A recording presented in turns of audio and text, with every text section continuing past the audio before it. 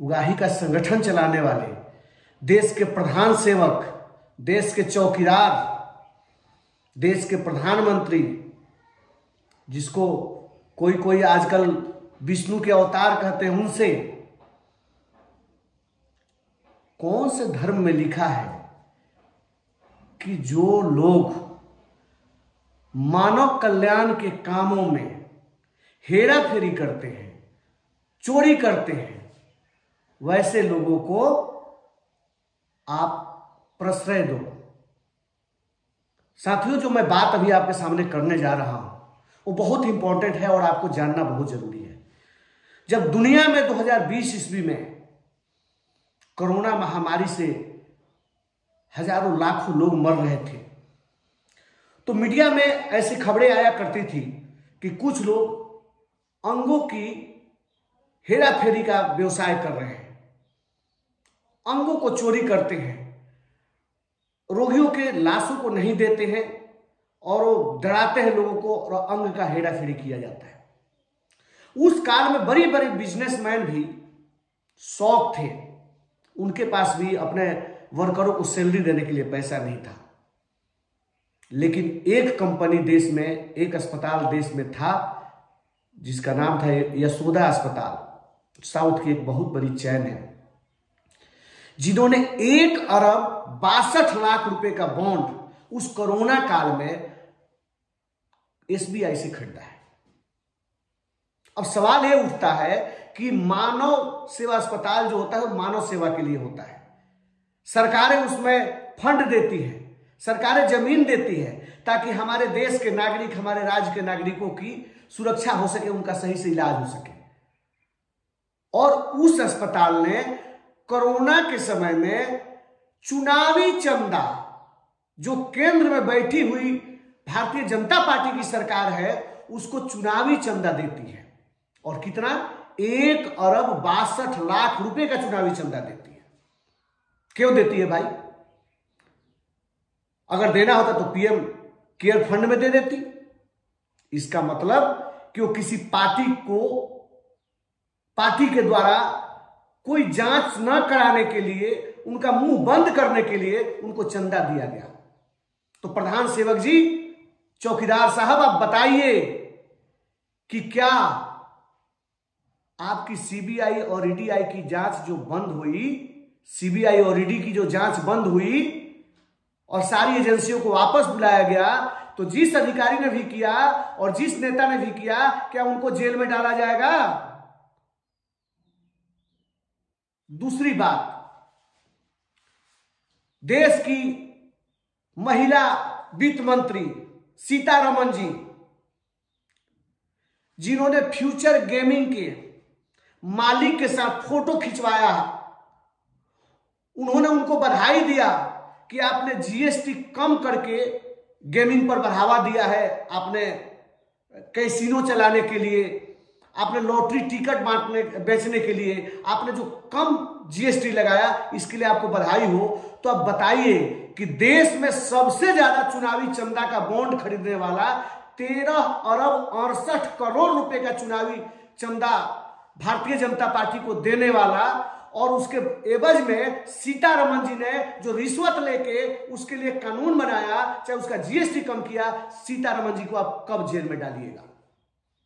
मोदी जी, तीसरा सवाल, प्रधान सेवक जी, चौकीदार साहब, तीसरा सवाल, सदन के अंदर नितिन गडकरी जी ने कहा कि 14 करोड़ वाली जो कंपनी है मेगा इंजीनियरिंग, उसको क्यों टेंडर मिला, और आज सिद्ध हो गया कि दूसरी सबसे बड़ी कंपनी है जिन्होंने चुनावी बॉन्ड 9,68,00,000 रुपए का चुनावी बॉन्ड खरीदा, और केंद्र में बैठी भारतीय जनता पार्टी के सरकार को उसने चंदा दिया। तो बताइए, नितिन गडकरी को कब आप जेल में डालिएगा? तीसरी बात, जो रिलायंस कंपनी की सबसे बड़ी चैन पार्टनर है, उसने जो सबसे बड़ा चंदा दिया, उसको कब आप जेल में डालिएगा? नवयुग कंपनी, जिन्होंने उत्तराखंड के अंदर टनल में, जो सबको पता होगा कि लोग फंस गए थे, मजदूर फंस गए थे, उस पर जब जांच चल रही थी तो उन्होंने जो चंदा दिया, चंदा लेने वालों को कब जेल में डालिएगा? आम आदमी पार्टी के नेताओं को आप फर्जीवाड़ा आबकारी नीति में यह कह के जेल में डलवाते हो कि ये पॉलिसी बनाने से इसमें इनको फायदा हुआ है।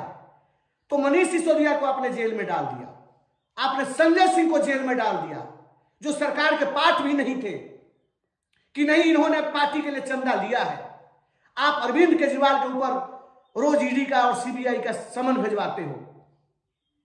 तो भारतीय जनता पार्टी के किन किन नेताओं ने इन कंपनियों को धमकाया है, डराया है, जिसके ऊपर जांच चली है, और उससे चुनावी बॉन्ड से चंदा लिया है, और साथ में वो कौन कौन से लोग हैं जो पैसा लेकर, रिश्वत लेकर उनके लिए पॉलिसी बनाया है, उसके लिए जीएसटी कम किया है, उसके लिए रोड का ठेका दिया है, अस्पताल का ठेका दिया है, सेना में ठेका दिया है, बिजली का ठेका दिया है, सीमेंट का टेंडर लिया है, उसको कैसे धमकाया है? आपको जवाब देना पड़ेगा। कैसे आपने वैक्सीन बनाने वाले कंपनी से मोटा चंदा लिया और उसी वैक्सीन को देश में लागू करवाया, और आज पूरे देश में लोग हार्ट अटैक की बीमारी से मर रहे हैं। मोदी जी जवाब दीजिए, आप अपने नेताओं को कब जेल में डालिएगा? और अगर यदि आपके हाथ में नहीं है, जिस तरीके से दिल्ली सरकार के सारे फैसले आप कह रहे हैं, आपकी एजेंसियां कह रही है कि कैबिनेट मीटिंग में हुआ, सारे कैबिनेट के लोग उसमें फंस रहे हैं, तो आपके कैबिनेट के लोग कब जेल में जाएंगे?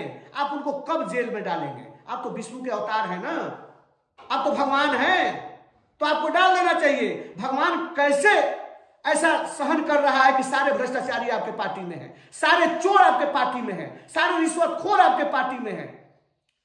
तो आपको तो जेल में डालना चाहिए, जवाब देना पड़ेगा। और देश की जांच एजेंसियां कहती है कि हम तो निष्पक्ष रूप से जांच करते हैं, तो जांच करिए।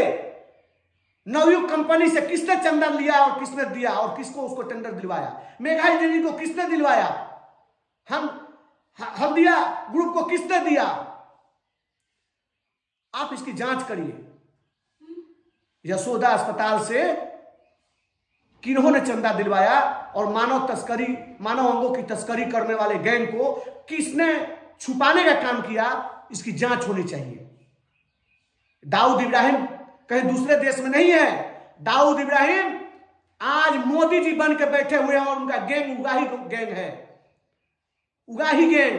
भारतीय जनता पार्टी के जो नेता है वो सब उगाही काम करते हैं। जनता अगर काम करवाने के लिए जाती है तभी उगाही करते हैं। तो इस पे जांच होनी चाहिए।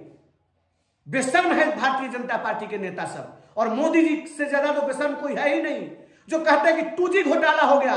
2G घोटाला हुआ था तो आपने उन सारे आरोपियों को बरी कैसे करवा दिया? कोर्ट ने कैसे बरी कर दिया? 5G घोटाला भी हुआ है, 4G घोटाला भी हुआ है, इस सब की जांच होगी। जाएंगे आप लोग भी। आज माननीय सुप्रीम कोर्ट का बहुत बहुत धन्यवाद है कि उन्होंने एक एक चीजों को खोलना शुरू किया है, परत दर परत।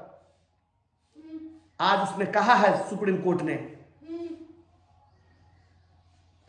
कि चुनावी बॉन्ड पे जो नंबर नहीं है, सीरियल नंबर नहीं है, वो सीरियल नंबर भी देना पड़ेगा, और तब पता चलेगा कि किसने कितना चंदा बीजेपी को कब कब दिया।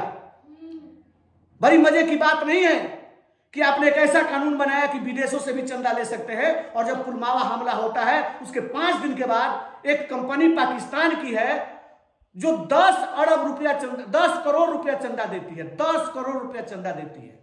किसको देती है भाई? ये तो जांच होना चाहिए। और अगर जांच एजेंसियां देश में है तो उसको स्वतः संज्ञान लेकर और जांच करनी चाहिए। नहीं तो सरकार बदलती है, जनता को ज्यादा दिनों तक गुमराह नहीं किया जा सकता। सवाल तो आपसे पूछा जाएगा, जवाब आपको देना पड़ेगा। आप भी सोचिए, जितनी बातें मैंने रखी है उसमें क्या फर्जीवाड़ा है। अभी तो एक परत खुल रहा है, चंदा का खेल उगाही गैंग के द्वारा किस तरीके से किया गया है। धीरे धीरे सारा कुछ निकल के आएगा और आपके सामने पहुंचेगा। आप भी देखिए जरूर और सोचिए। नमस्कार।